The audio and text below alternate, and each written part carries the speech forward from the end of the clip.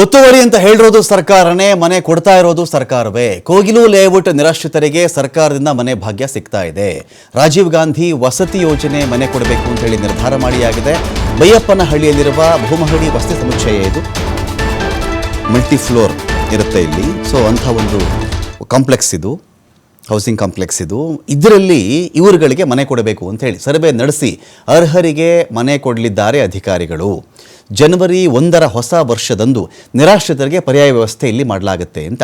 ಮಿಂಚಿನ ವೇಗದ ಪರಿಹಾರ, ಇನ್ನೆಲ್ಲೂ ಇಷ್ಟು ಫಾಸ್ಟಾಗಿ ಪರಿಹಾರ ಸಿಕ್ಕಿಲ್ಲ.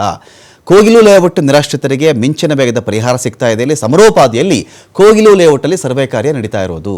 10 ದಿನಗಳ ಹಿಂದೆ ತೆರವು, ಬಳಿಕ ರಾಜಕೀಯ, ಈಗ ಪರಿಹಾರ. ನಿನ್ನೆಯಷ್ಟೇ ಮುಖ್ಯಮಂತ್ರಿಗಳ ನೇತೃತ್ವದಲ್ಲಿ ಸಭೆ ನಡೆದಿದೆ. ನಾಡಿದ್ದು ಮನೆ ಹಸ್ತಾಂತರ ಮಾಡಲಾಗುತ್ತೆ. ಕೋಗಿಲು ಲೇಔಟ್ ನಿರಾಶ್ರಿತರಿಗೆ ಸರ್ಕಾರದ ಕಡೆಯಿಂದ ವಸತಿ ಹಿನ್ನೆಲೆಯಲ್ಲಿ ಕೋಗಿಲು ಬಡಾವಣೆಯಲ್ಲಿ ಜಿಬಿಎ ಮತ್ತು ಜಿಲ್ಲಾಡಳಿತದಿಂದ ಸರ್ವೆ ಕಾರ್ಯ ನಡೀತಾ ಇದೆ. ನಿರಾಶ್ರಿತರಿಂದ ದಾಖಲಾತಿ ಸಂಗ್ರಹ ಮಾಡ್ತಿರೋದು ಜಿಬಿಎ, ಜಿಲ್ಲಾಡಳಿತ. ರಾಜೀವ್ ಗಾಂಧಿ ವಸತಿ ಯೋಜನೆ ಅಧಿಕಾರಿಗಳಿಂದಾನೂ ಕೂಡ ದಾಖಲೆ ಸಂಗ್ರಹ ಆಗ್ತಾ ಇದೆ. ಎಲ್ಲಿ ಪುನರ್ವಸತಿ ಕಲ್ಪಿಸ್ತಾರೆ ಇವರಿಗೆ ಅಂತ ನೋಡಿದ್ರೆ, ಕೋಗಿಲು ಲೇಔಟ್ ಸಂತ್ರಸ್ತರಿಗೆ 11.2 ಲಕ್ಷ ಮೌಲ್ಯದ ಮನೆಯನ್ನು ಕೊಡಲಾಗುತ್ತೆ.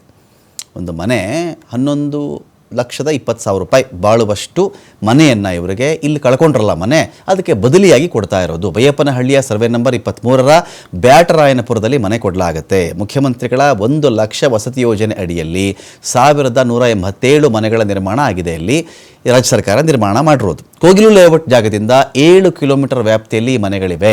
11.20 ಲಕ್ಷ, 11,20,000 ರೂಪಾಯಿ ವೆಚ್ಚದಲ್ಲಿ ಒಂದು ಮನೆ ಕಟ್ಟಲಾಗಿದೆ. ಈ ಪೈಕಿ ಗ್ರೇಟರ್ ಬೆಂಗಳೂರು ಪ್ರಾಧಿಕಾರದ ಕಡೆಯಿಂದ 5 ಲಕ್ಷ ರೂಪಾಯಿ, ಸಾಮಾನ್ಯ ವರ್ಗಕ್ಕೆ ಕೇಂದ್ರ ರಾಜ್ಯ ಸರ್ಕಾರದಿಂದ 3,70,000 ರೂಪಾಯಿ ಸಬ್ಸಿಡಿ, 2.5 ಲಕ್ಷ ರೂಪಾಯಿ ಮಾತ್ರ ಫಲಾನುಭವಿಗಳು ಪಾವತಿ ಮಾಡಬೇಕಾಗತ್ತೆ. 2.5 ಲಕ್ಷ ಕಟ್ಟಿರೋಗೊಂದು ಮನೆ ಸಿಕ್ಕಿಬಿಡುತ್ತೆ ರೀ.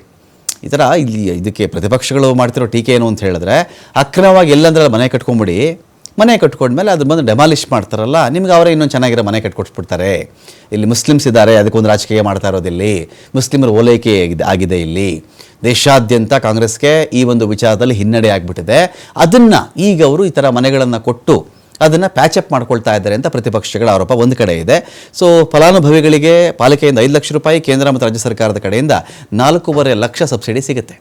1.70 ಲಕ್ಷ ರೂಪಾಯಿಗಳನ್ನು ಇವರೆಲ್ಲ ಪಾವತಿ ಮಾಡ್ಕೊಂಡು ಸ್ವಲ್ಪ ಹೆಚ್ಚು ಕಡಿಮೆ ದುಡ್ಡು ಕೊಟ್ಬಿಟ್ರೆ ಇವರಿಗೆ ಒಂದು ಮನೆ ಆಗುತ್ತೆ. ಇದನ್ನು ಈಗೇನು ಅವ್ರೇನು ಇದನ್ನು ಪಾಪ ಕೈಯಿಂದ ಕೊಡುವಂತಿಲ್ಲ, ಇದನ್ನು ನಾವು ಸಾಲ ಕೊಡಿಸ್ಬಿಡ್ತೀವಿ ಅಂತೇಳಿ ಜಮೀರ್ ಅಹಮದ್ ಖಾನ್ ಒಪ್ಕೊಂಡಿರೋದಂತೆ.